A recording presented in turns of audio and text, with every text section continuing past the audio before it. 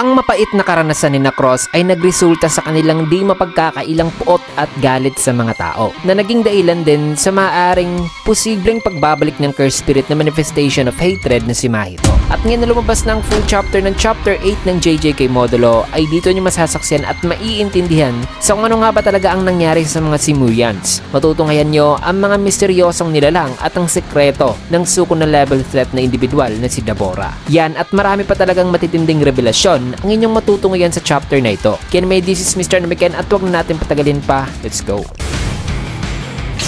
Ang pamagat ng chapter ngayon ay Dola Val Bobby D Mechica first part o part 1. At nagsimula ang chapter sa isang eksena na ipinakita ang isang bato habang may nagnanarrate dito na sabing binura raw at sinira ng gobyerno ang kanilang mga tahanan at ang lugar nila noon. Ang kanilang mga magulang daw ay lumaban daw hanggang sa katapusan. Subalit ang lahat sa kanila ay nailibing na kasama ang mga bagay na ipinaglalaban daw sana nila. At ang bato raw na mahalaga raw sa kanyang ama para sa kanya raw ay isang ordinaryong bato lamang. So isinakripisyo din pala ng ama ng nagnanarrate ngayon ang buhay nito dahil lamang sa batong ito. Na ayon sa nagnanarrate na kahit ngayon ay nag-wonder pa rin daw siya sa kung special ba raw talaga ang batong ito. Matapos niyan ay sa sumunod na eksena may kita ang mga camp settlements at ang tunnels habang maririnig ang Simurian na nagangalang Dola na sabing hindi ako tagabantay ng bata. Sagot naman ng kausap nito na sige na Dola, pakiusap. May kita naman itong si Dola na nasa loob ng tunnel at kausap ang isang matanda na sabi dito ni Dola na di ba ikaw naman ang nakahuli sa kanila.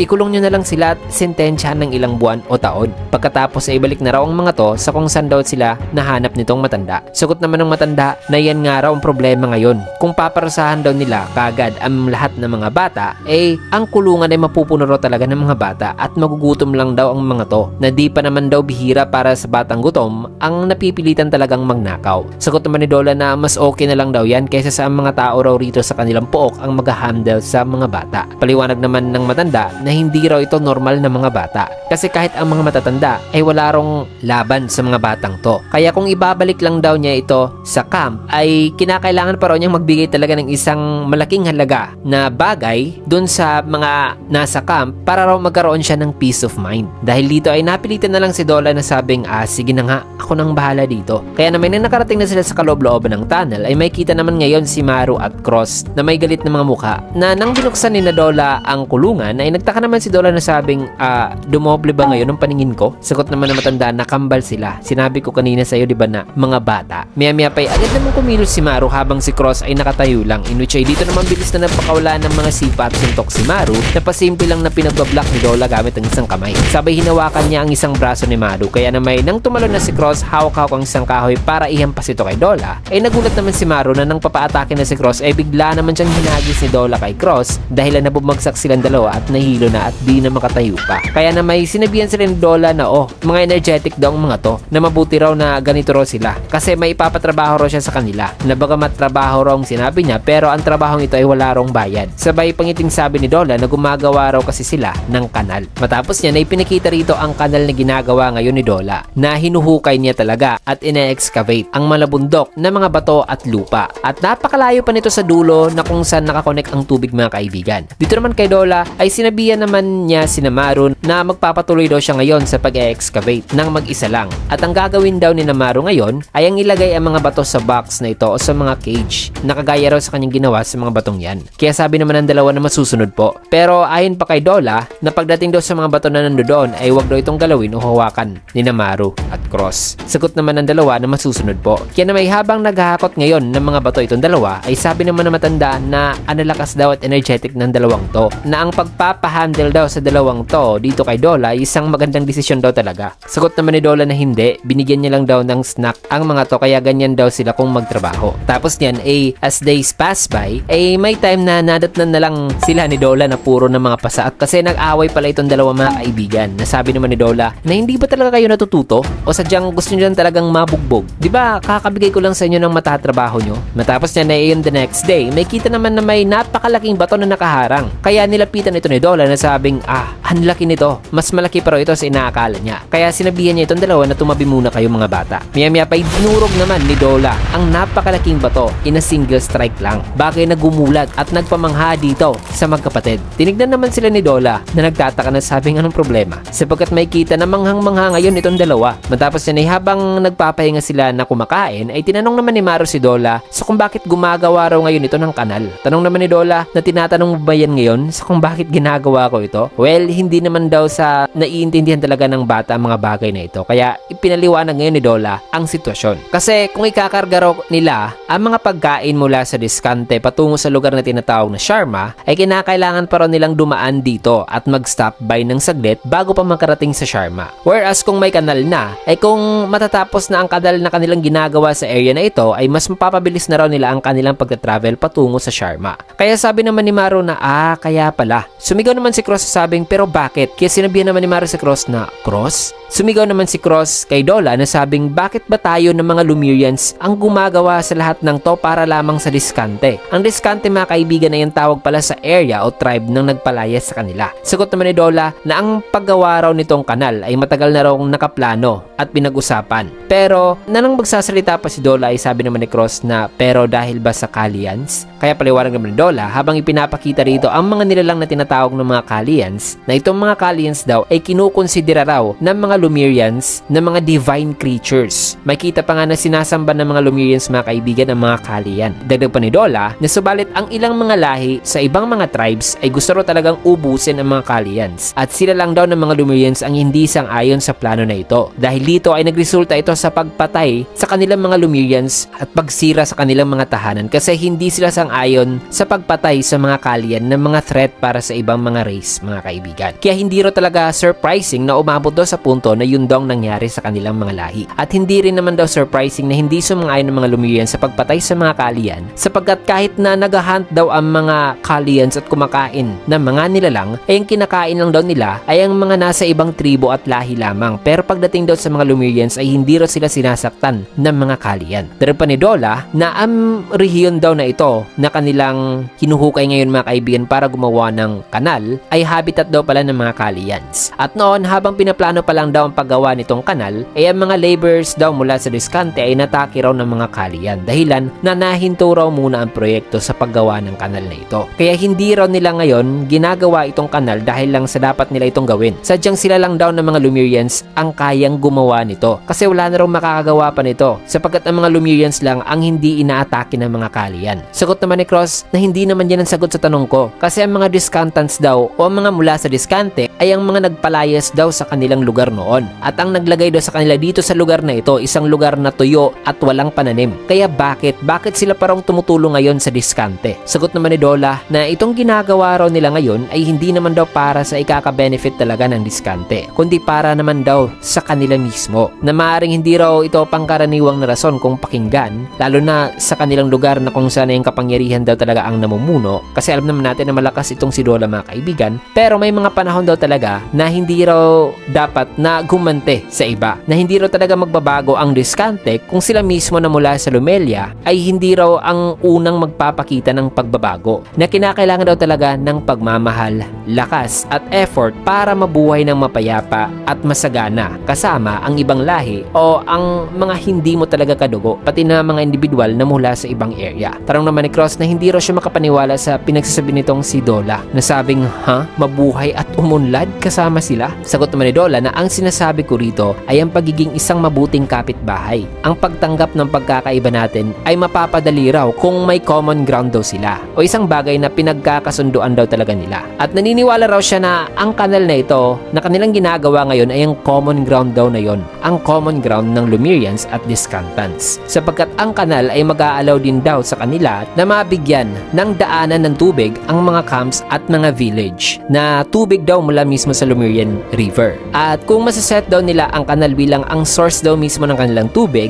then di na raw sila mag-aalala pa sa posibleng mangyayaring baha kahit gaano pa raw kalaki ang water gate na gawa nila. At hindi lang daw magpapasagana sa tuyong lupa ang tubig na ito, kundi sigurado rin daw siya na ang tubig na ito ay tutulong daw talaga sa pagpapababa sa bilang ng mga batang nagkakasakit, sapagkat sa time na ito ay makapag-provide na raw sila ng malinis na tubig. Matapos masabihan ni Dola mga kaibigan na ang mga benefit ng paggawa ng kanal sa mga Lemurians, ay sabi naman ni Cross na di ko pa rin naiintindihan. Matapos din sa paglipas ng ilang mga araw, ay nang magtatrabaho na naman sila, ay sabi naman ni Maru na wala pa rin daw kaya si Cross ngayon sa araw na ito. Sagot naman ni Dola na well, hindi naman daw talaga niya masisisi ang batang yon, kasi ito nga rin daw ang rason sa kung bakit mag-isa lang daw siyang nagtatrabaho ngayon sa kanal, kasi ang lahat ng mga Lemurian ay parehas lang daw kay Cross kung mag-isip. Maya-maya pa habang nilalakad si Dola ay may kita naman si Cross na nakatingin sa kanila mula sa itaas, in which ay bigla namang nasurpresa itong si Maru at itinuro itong mga bato na gumuho. Nasabi naman ni Maru na ang area na kung saan daw sila naghukay kahapon at kung saan nila hinakot ang mga bato at inilagay sa cage ay nasira raw. Nakita naman dito ni Cross ang nangyari. Nasabi naman ni Dola na mukhang sinadya raw talaga ito. Sabi naman ni Maru na hindi si Cross ang may gawa nito, hindi yan magagawa ni Cross. May kita naman si Cross na narinig ang sinabi ni Maru. Kaya sabi naman ni Dola na alam ko bata, ang kalahati raw sa mga nasa camp ay hindi raw talaga nakakaintindi sa ginagawa niya ngayon, na maaaring kagagawan daw ito ng mga walang silbing may ibang paniniwala. Naayos lang naman daw, magtatrabaho na lang daw siya ulit. Tanong naman ni Maru na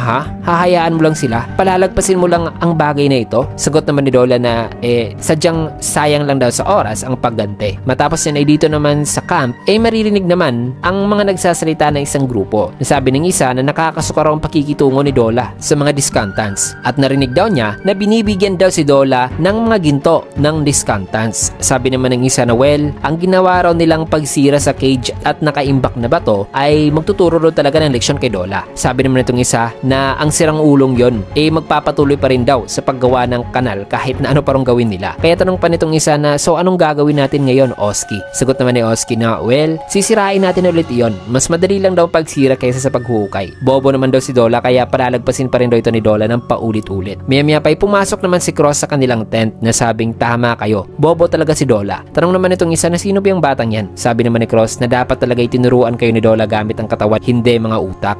Na habang nagsasalita pa si Oski na sabing ang batang ito ay isa raw sa kambal, ay dito na siya sinapak ni Cross sa mukha. Matapos yan ay kinabukasan ay natuwa naman si Maru na sabing hoy Cross, nandito ka na pala. Sagot naman ni Cross habang naghuhukay na huwag kang magkakamali. Nandito lang ako kasi ayaw kong makisama sa mga kagaya nila. At may kita na may pasana sa isang mata itong si Cross. Matapos yan ay nagpatuloy na siya sa paghukay na sa paglipas ng ilang mga buwan ay napakalaki na ng kanilang progress mga kaibigan. May time na napuno pa nga ng bato ang cage na ito, kaya sinabihan si Dola na kausapin yung matanda kasi yun daw ang magaling gumawa ng bagong cage para sa mga bato. May time din na nagtanim sila ng puno ng kahoy. Natanong naman ni Maru na bakit nagtatanim tayo ngayon ng mga kahoy. Sagot naman ni Dola na resistant daw kasi sa asin ang kahoy na ito, na ang mga cage ay mabubulok daw over time, kaya ang mga ugat daw ng mga kahoy na ito eventually ang bagay na papalit daw sa mga cage. May time din na nasira pa nga ang water gate na lubos na ikinabahala ni Dola kasi naanod din si Maru. Matapos yan ay pinakita na ang napakalaking progress nitong tatlo, at may kita na di na masyadong malayo ang agwat nitong kanilang hinuhukay sa dulo na kung saan ay nandoon na ang tubig. Dahil dito ay dumating ng ilang mga Lemurians. Nasabi rito ni Jabaloma na ang council at mga elders ay nag-approve na raw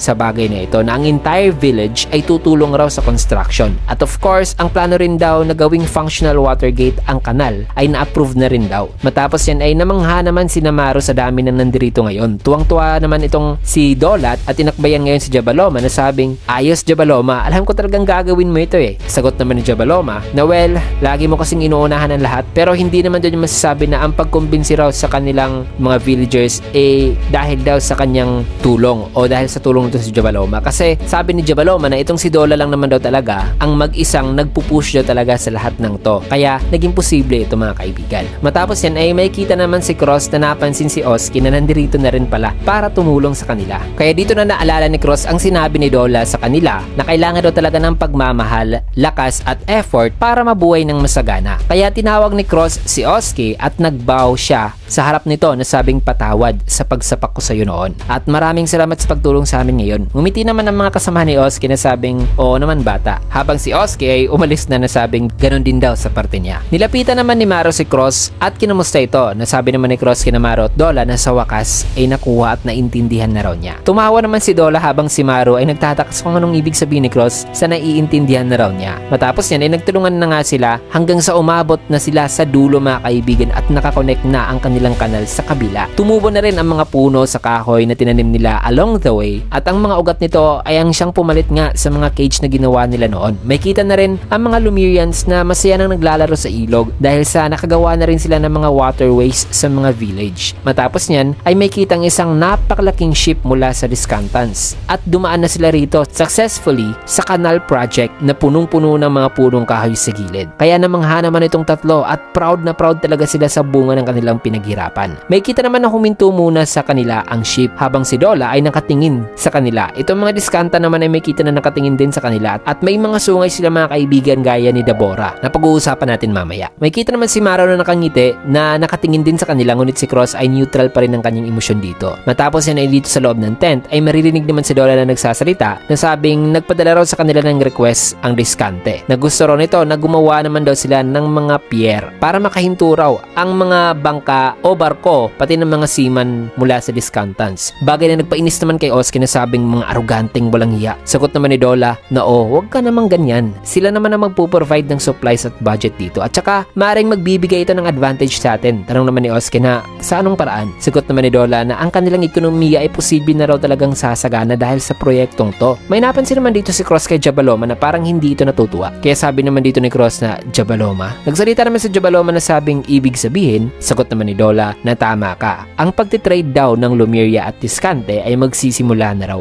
ulit. Bagay na ikinatuwa ng lahat except na lang kay Jabaloma. Na napansin ngayon ni Cross na sabi naman sisipan nito na gaya na lang daw sa kanilang mga magulang noon, ang anak din daw na babae ni Jabaloma ay napatay din daw dahil sa isolationist policy ng Discante. Pero sa kabila ro ng lahat ng yon ay di raw niya nakita si Jabaloma na nagalit o naging bitter sa nangyari. Sabi naman dito ni Jabaloma na 10 years, ang tagal na raw pala talaga. Sabi naman dito ni Cross habang nakatingin ngayon kay Jabaloma na noon ay maaring nailibing na raw ni Jabaloma sa kaloob-looban nito ang pagluluksa at ang pagtatanong sa sarili sa kung bakit ang anak pa raw nitong babae ang kinailangang mamatay. Kaya nirerespeto niya raw talaga si Jabaloma dahil dito. Matapos yan ay sinimulan na nila ang pagpaplano sa pagko-construct sa mga pier. Nasabi naman ni Dola na kailangan na raw nilang mag-decide sa kanilang susunod na gagawin magmula ngayon. Na kung palalawakin pa nila ang kanal, in that way mag-aalaw daw ito sa mga ship na makalagay ng kanilang mga anchor na di na sila mamomroblema pa sa baha. Tanong naman ni Jabaloma na paano kung gagamitin daw nila itong sandstone area. Sagot naman ni Dola na di ba mukhang malapit lang daw yan sa area na pinakamalalim daw na parte ng ilog na kailangan din daw nilang ikonsidera ang water levels sa kanilang paglalagyan ng pier. Matapos niyan ay may kita naman na nagsa-celebrate na sila at nagiinuman dahil sa successful canal project. Na habang nagsa-celebrate sila ay nagnanarrate naman dito si Cross na sabing kung nasa rock bottom ka na raw sa buhay mo o nasa pinakailalim ka na talaga ng parte ng buhay mo ay wala ka na raw talagang iba pang mapupuntahan kundi ay yung papunta pa itaas. Nasimula raw sa araw na ito na taon-taon na raw nilang tiniis ang masasabi niyang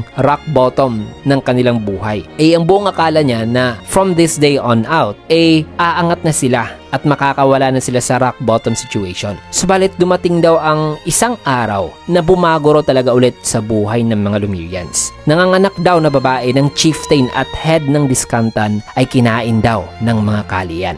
Man, grabe. Imbes na magiging smooth na ang lahat ay nangyari ang isang trahedya at maaaring ang chieftain na yon na kinain ng anak na babae ng mga kalian ay si Dabora. Since na ibang-iba naman si Dabora kina Cross o Jabaloma kasi may sungay din si Dabora mga kaibigan so malaki ang possibility na isang Discantan si Dabora. Ang theory ko rito mga kaibigan sa kung bakit naging sunod-sunuran ngayon sina Cross kina Dabora despite na magkaiba ang kanilang lahi ay dahil sina Maru, Cross at Jabaloma na lang ang natitirang Lemurian na mapapakinabangan ni na Dabora. At ang 50,000 na mga refugee na nasa loob ng mothership ay mga Discantan pala na umalis na sa kanilang planeta dahil sa threat ng mga kalian. Kasi ang mga non-Lemurian lang ang pinagpapatay at inaatake ng mga kalian. Posible rin na sa 50,000 na mga refugee na yun may mga Lemurians din doon mga kaibigan. Though mas maliit lang ang bilang nila kumpara sa mga Discantans. Also speaking of kalian, nabanggit din ni Maru noon ang pangalan na to o nang nilalang na ito nung pinalabas ng matanda ang guardian spirit nito na inakala ni Maru na kalian. Either way, excited talaga ako sa kung paano mag-unfold ang pangyayaring ito kasi sisisihin din talaga ang mga Lemurians dito mga kaibigan sa pagkamatay ng anak na babae ng chieftain. Kasi ang mga Lemurians lang ang di sang-ayon sa pagpatay sa mga kalian kasi wini-worship nila o